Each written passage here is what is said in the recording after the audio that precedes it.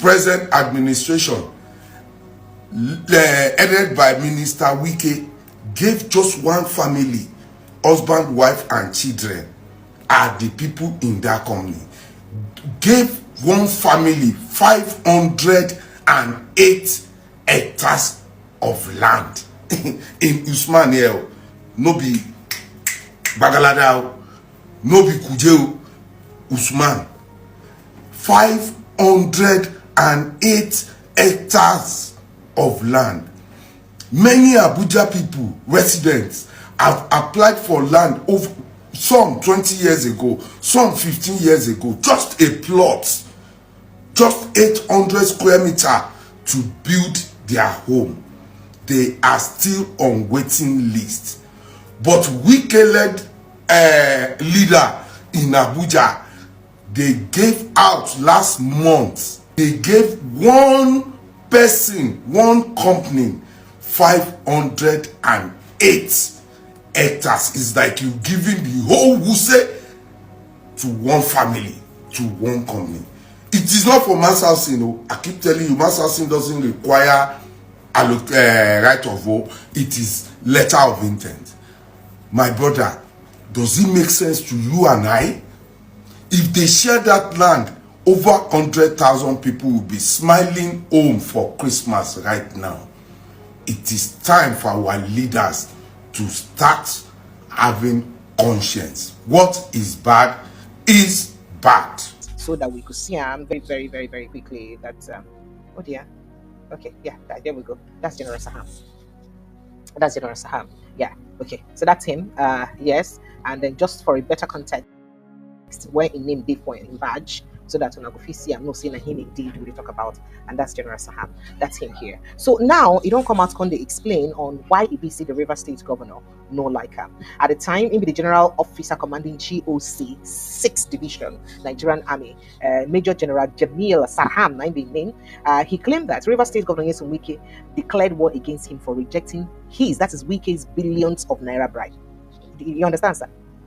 See, offer and bribe. Saham, who is the also the component commander of Operation Delta Safe at that time, or who was, said the governor offered him billions of naira to compromise the February 23 and March 9, 2019 general elections in River State. Now, if you remember very well, that 2019 election in River State, Wike was this close at losing the election. Where if they say a particular guy, I don't forget that guy, every time I forget his name and his party name, from one unknown party, almost as they begin call results, the guy don't almost win Wike finish. All the local government said and called the guy the win Wike. The guy was from nowhere because at that time, Wike ensured that the APC did not flag any candidates, right? Because they were having internal issues. And Wike capitalized on that, hoping that since APC no go flag candidates, him now, nothing will make a no return. So unknown to him, or I perhaps to take him unawares, that the entire APC structure, led by Amechi at that time, threw their weight behind this supposedly unknown person. Anything but Wike. And the man was already winning. Then an order came from Abuja that they should suspend the results. They should suspend, the announcement of results at that time. And that time people gossip on the carry and say it be like say na Oga Presido Tinubu that time as the leader of the APC, Naim call Mahmoud Yakubu that time. Tell him because Mahmoud Yakubu was still the person in charge of that election at that time. Tell him. So the order came from Abuja at that time. It was after they stopped announcing the result and started again and all that Wike won that election. So now the General Saham don't come out with a can of worm, or he released a can of worm at that time. How Wike offered him billions of naira in bribe to compromise the 2019 governorship election in the state in his favor. Wike, now the minister of the FCT capital, recently revealed in an interview with Channels Television, Politics Today with Seun Okinbaloye, that a top army officer once ordered him to be shot while he was governor. He explained that during his tenure, General Saham directed a colonel to shoot him. According to him, Wike, the colonel refused to obey the order, and as a result, General Saham detained the officer for 6 months. Now, Wike, of course, you don't hear what's in it talk inside that. Now, denying the allegation, Saham, Wike's resentment against me is based on my choice of professionalism and integrity over the billions of naira offered me by River State Governor to compromise the 2019 general election. Now, what's in it talk? Now, quoting him further, he said, my refusal to be bought over and the rejection of the hefty offer is the genesis of Wike's hatred and vociferous criticisms of me. So the fact ain't no agreement and buyer. That be the problem. Now, on the mischievous accusations against General Sarham, Major General Sarham of leaking proceedings of State Security Council meetings to criminals in River State, Mr. Wike knows well that Major General Sarham is not a member of the River State Security Council. Neither is he or has he ever approached the gates of River State Government House since his assumption of office at that time as the GOC, 6th Division. Now, Mr. Wike came face to face with General Sarham, I think on 15th of January 2019, during the 2019 Armed Forces Remembrance Day at Iziboro Park, Port Harcourt.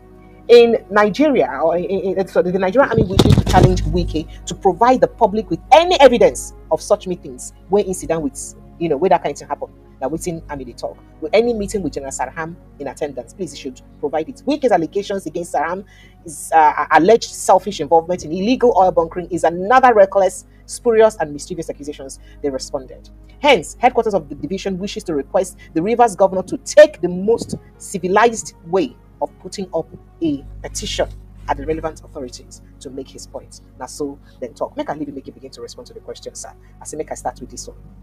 Well, I'll tell you this for free. Nobody in Nigeria takes Wike serious anymore. He has lost every. Are you serious, sir? Why? He has lost every atom of integrity. He has lost every atom of respect. And so people just listen and they want to laugh. To me, Wike has become a content creator. So, and that is where a lot of Nigerians see him. There's nothing, a man who each time he's organizing these interviews, you'll see a man who looks drunk, he always looks drunk. So what he's saying doesn't make sense. It doesn't add anything. It doesn't show you that Wike is a man you can rely. Also, don't forget that Wike has always been known to speak from two sides of the mouth. He behaves like a typical dog that goes back to his vomit. If you go to the internet, you go to YouTube, you'll see the interviews Wike granted just before the 2023 elections. You'll see the way he spoke, the things he said, and to the fact that I think in one of those interviews he says he can never work for APC. But you see, this is all new analogy of always saying, I am not supporting APC, I am supporting Bola Ahmed Tinubu. He thinks he's talking to babies. But even Tinubu himself, he even insulted during that time because he said, "How can somebody come out and say he wants to begin with where Buhari?" Exactly. So that's what I'm saying now. So he tells you, "I'm not supporting APC," but you forget that Nigerian politics, you don't have an office, but at the party. The party provides a platform for you. So if you're supporting somebody who belongs to APC, automatically you are part of that organization. So it is the likes of Wike, his utterances, and his general body language that made the court in Canada to call APC and PDP a terrorist organization. Because those who are in this party, they do not believe in the sanctity of the Nigerian people. They do not believe that power lies with the people. They believe that power lies with them. And that mentality of grab it, snatch it, and run is a very serious problem. So I don't take Wike serious for anything, and there's nothing Wike has said that makes sense. He says one thing today. If Wike tells you that he will not go to Rivers State by road, give him 48 hours. If there's need for him to go to Rivers State, he will still go by road. All right. So yeah, I think somebody helped me already with that guy's name. Yeah, the person I was talking about. The name of the person that almost won Wike. The person named Bioko because I remember at the okay, Bioko Mabo, Awara. Yeah, Awara give Wike. He was winning. So even when the full results were eventually released, he won. I think he came second with 173,859 votes. After they stopped collating, they stopped announcing, and with that order from Abuja. Well, I just thought to bring this up, but the stopping of announcing election results in Nigeria has always ensured that one, the incumbent wins. Two, that the person who is not supported by wins. As you and I are talking today, INEC, the body that organizes election in Nigeria, has not been able to explain to Nigerians the hitch that happened in the 2023 election. So we're used to a system where you have professors, so to say, who are meant to be models. They're the ones who conduct elections. They're the ones who rig the elections. And now the same professors are complaining that they are earning less than those they are put into office. Is that not an irony? So you know you are better than them. You know you should earn better than them. But you will support them, you bring them into office, and then you begin to disturb our ears that you want to go on strike. See, professors are the problem of our political journey in this country.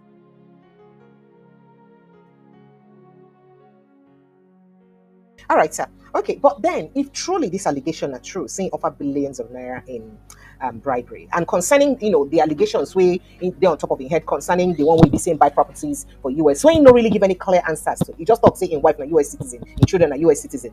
Being a US citizen does not equate to the fact that you bought properties and you paid in cash with those kind of money. We're worth millions of dollars. So if these things are not true, what do they really mean, really? Especially as person would be one of the strongest persons of front runners for inside President Bola Tinubu administration. At a time when Nigerians they very hungry, when Nigerians they lament for the hardship with the administration, because what does it really mean? Well, you know that the presidency have told you that they have ended the era of corruption in Nigeria.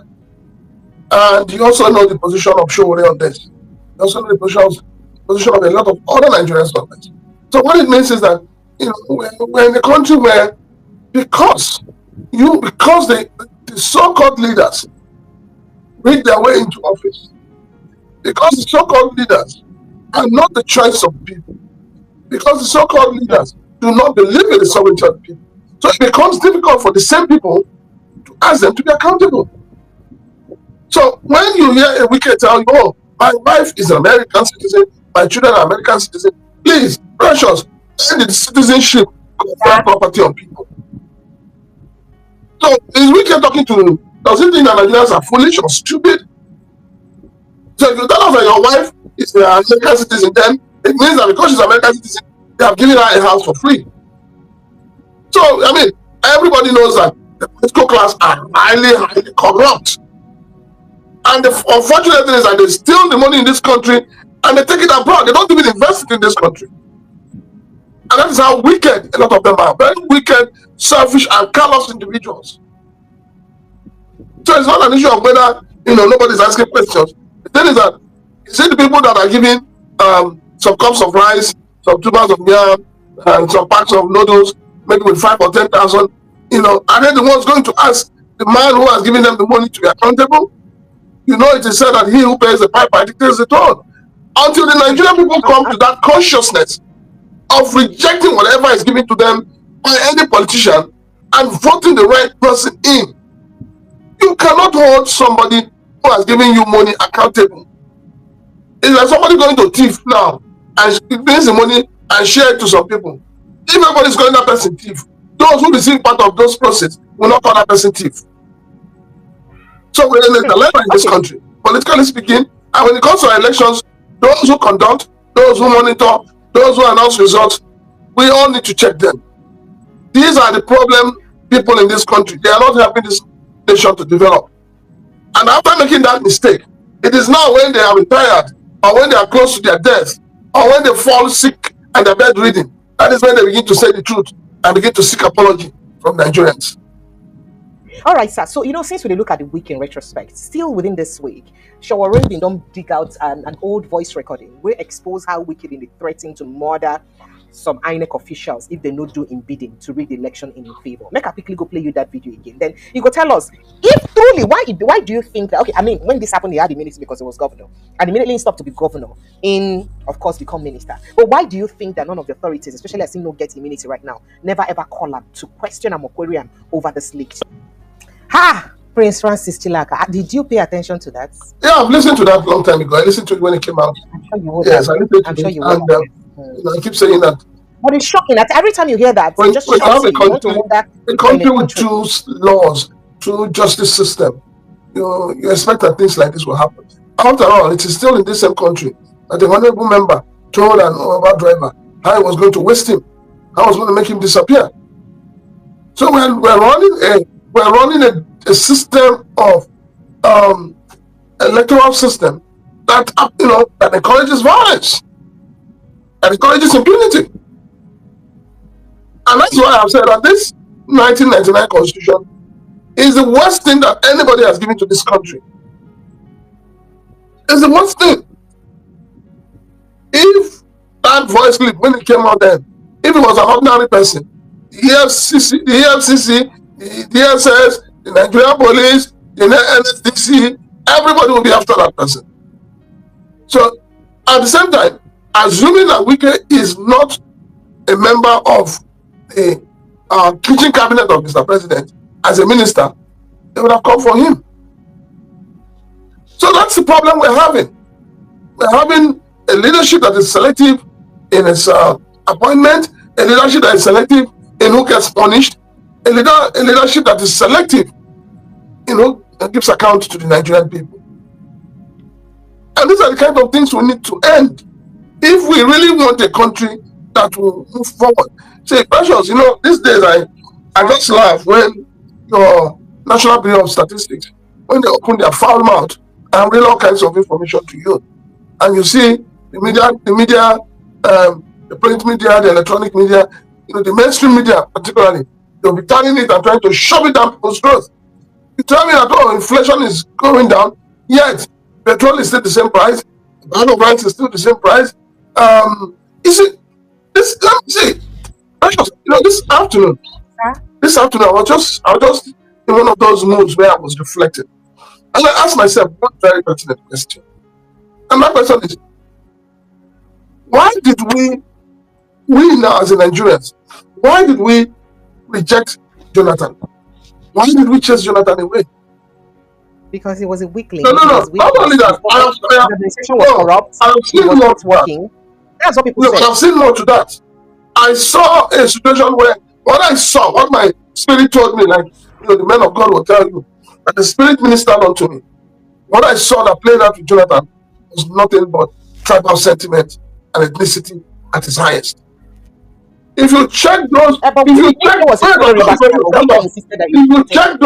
who gathered to ensure that Jonathan was pushed out, you had the Oyedepo, you had the Gio Adeboye, you had Wole Soyinka, you had your current president. So it was more like the Southwest felt that they were not part of the kitchen cabinet of Jonathan's administration. They felt that they were losing. And that was why, they actually connived with the North to impose value on us. It's a disaster. So, but because I'm asking myself, Jonathan was going to move petrol from 87 to 92 naira, and the whole country went off in flames. But here we are, the same petrol is now being sold for 850 naira to 900 naira, and everybody's keeping quiet. The bag of rice has stabilized at about 78,000 naira, depending on where you're buying from, and everybody's keeping quiet. The cost of transportation has become unaffordable. People try to work these days, and Nigerians are keeping quiet. Does it not show you that because they believe that the Southwest are good at petition writing, they are good at organizing protests? Maybe that is why they're getting away with everything. I could assure you that if Peter Obi was declared president and the things that are happening in Nigeria are happening today, Bola Ahmed Tinubu would have been on the streets. And that's what I'm asking. What manner of opposition do we have today? Do we have oppositions who are ready to take the bull by the horn? Do we have oppositions who are ready to speak truth to power, to damn the consequences? Just like APC did in 2013, 2014, and run up to 2015 elections. Or do we just have opposition that, the membership of those opposition are beneficiaries of the corruption in Nigeria today? So there's a lot of questions begging for an answer. But our political class have continued to betray Nigerians. So, sir, what is very shocking about this revelation or this whole conversation is because a lot of people, they feel Governor Wike or the FCT minister, we are one of the most hardworking senators for inside Nigeria. Excuse me, sorry. And one of the most hardworking senators for inside, senator ministers for inside Nigeria. I'm trying to get a footage. So Oh dear. you have like an average of Okay, 15,000 please give me a patients second. in CP. Okay, so that he's one of the most hardworking ministers that we have. In fact, they call him the star boy of President Bola Ahmed Tinubu's administration. But right under his nose, in maintain difficulty in working. As I speak to you, resident doctors, they on strike for the FCT. And part of waiting them complain for their strike. Now, because of say, then reel out some things where you be say suppose happen in a sane health working environment, where the FCT minister, perhaps as the governor of FCT, unquote, never fit to make available. Right. And I remember when he spoke last over the week, this same week, he talked about say some people they tell us they prioritize roads to healthcare. That he's not placing his strike. But they try to mock people or perhaps berate people who were questioning his priorities on projects, on road projects as against healthcare. And then reports came out then that, oh, they don't call off the strike, saying don't settle with health workers, saying don't agree to their demands. Only for the health workers to come back and say, no, it was all propaganda. He's not accepted their demands. Now, here is an interview with, I think, the chairman of resident doctors in Abuja Healthcare, Abuja, in FCT rather, wherein they talk about how terrible their working conditions are and the kind of jobs they didn't get to do. Just take Let me start with like the Nyanya hospital that you showed. That was, yes. So you have like an average of 15,000 patients you see a day or a month, sorry. 15,000. Yes, and then you have only 20 doctors to see them. And then you have a bed space of just 39 bed space of 40 maximum. And you know that hospital has, that hospital caters mainly for pregnant women and children. So you really have like more cesarean sessions for those women who may not have what you call normal delivery, right? And you can have a doctor do up to 9 cesarean sections, even 11 in a day. One doctor that is correct. can carry out 11 yes. cesarean sections in one day. Yes. What's the ideal? What's the ideal? I mean, you shouldn't do more than 2. Oh my. Yeah.